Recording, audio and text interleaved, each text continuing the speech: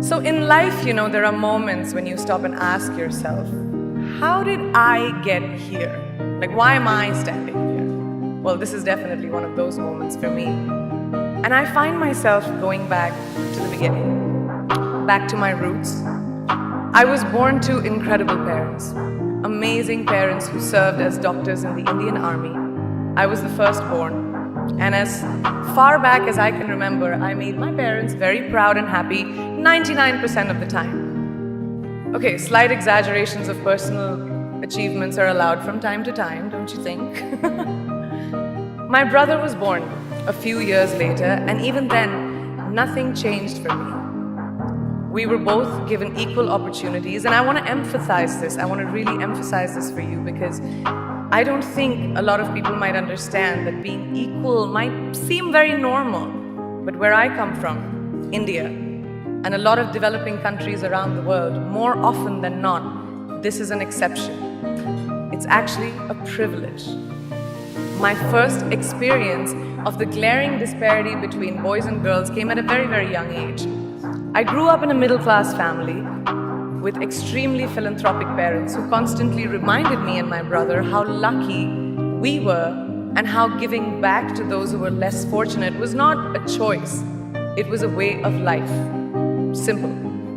I was 7 or 8 years old when my parents started taking me on these visits in a traveling clinic to developing communities around and villages around the city that we lived in called Bareilly. We were packed into this ambulance and my parents would provide free medical care to people who couldn't afford it. My job at the age of 8 was assistant pharmacist. So I would count all the medicines, put them in an envelope and give it out to patients, and I really took my job very seriously. Very seriously. But the more I went on these expeditions, the more I began to notice the simplest things that distinguished a boy from a girl or a man from a woman. For example, girls were pulled out of school when they hit puberty because they were considered ready for marriage and babies. That's 12 and 13, while boys still enjoyed their childhood. Or basic human rights such as healthcare were denied just because they were women. Let's call this whole experience trigger number 1 for me. Fast forward a few years and many, many triggers in between. Like a producer-director, for example, early on in my career, I must have been about 18 or 19, telling me that if I didn't agree to the ridiculous terms or painfully low salary in his movie, that he would just replace me. Because girls are replaceable in the entertainment business. That was a memorable one. Made me decide to make myself irreplaceable. But I think what really moved the needle for me and ultimately led me to create the Priyanka Chopra Foundation for Health and Education and around the same time partner with UNICEF was an encounter with my housekeeper's daughter. About 12 years ago, I came home from set early one day and she was sitting in my library reading a book. And she must have been 8 or 9 years old and I knew she loved reading. So I asked her, I was like, it's a weekday, why aren't you in school? And she said, oh, I don't go to school anymore. So I went and asked her mother and I said, why isn't she in school? And her mom said that her family couldn't afford to send her and her brothers to school, so they chose the boys. The reason? She would eventually get married and it would be a waste of money. I was completely blown and it shook me to my core. Eventually, I decided to cover the cost of her education so that she could continue to learn because education is a basic human right.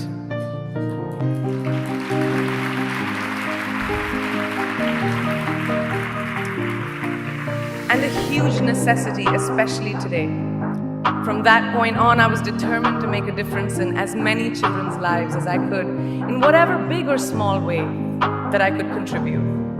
There's a really, really beautiful quote that I read recently, and I think it's absolutely appropriate to explain what I'm trying to say today. The hand that rocks the cradle, the procreator, the mother of tomorrow, a woman shapes the destiny of civilization. Such is the tragic irony of fate that a beautiful creation such as a girl child is today one of the gravest concerns facing humanity. Girls have the power to change the world.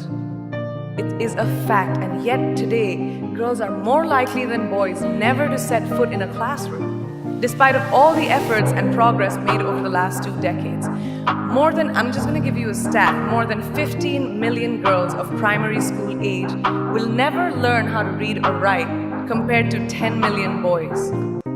Primary school, it's the beginning of our future. Over the last 11 years, I have witnessed firsthand the incredible work that UNICEF does for children around the world, especially victims and survivors of child marriage, displacement, war, sexual violence. But there is still so much work to do. And for me, that is the fuel to my fire. The reason I am so committed to this cause, and that is where my passion stems from, because I know that a girl's education not just empowers families, but communities and economies. A result of her education, we all do better. It's just as simple as that. As entertainers and influencers sitting in this room, I feel that it's our social responsibility to be a voice for the voiceless, which is why I applaud each and every woman in this room for being such a badass.